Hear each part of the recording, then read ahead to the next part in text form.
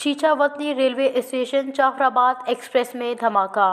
Train Quetta से पेशावर जा रही थी।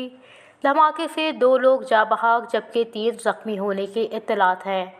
गाड़ी में धमाका मियाँ चन्नू की हुदूद में हुआ। ड्राइवर ने ट्रेन को चीचावतनी स्टॉप पर रोका। चीचावतनी इंतजामिया और पुलिस मौके पर पहुंच गई।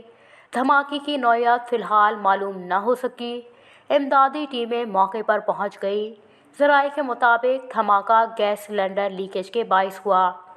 वज़ीर आला बलूचिस्तान मीर अब्दुल क़ुद्दूस बुज़िंजो का ट्रेन धमाके में कीमती जानों के ज़िया पर अफसोस का इजहार करते हुए कहना था कि मुसाफिर ट्रेन में धमाके से 2 मुसाफिरों के जाँ बहक और दीगर के ज़ख्मी होने पर दुख हुआ।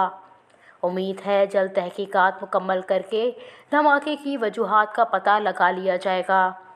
वज़ीर आला ने जाँ बहक मुसाफिरों के लवाहिकीन से ताज़ियत और हमदर्दी का इजहार करते हुए जाँ बहक होने वालों के लिए दुआए मग़फ़िरत की और ज़ख्मियों की जल्द सेहतयाबी के लिए नेक ख्वाहिशात का इजहार किया। वश न्यूज़, कोयटा।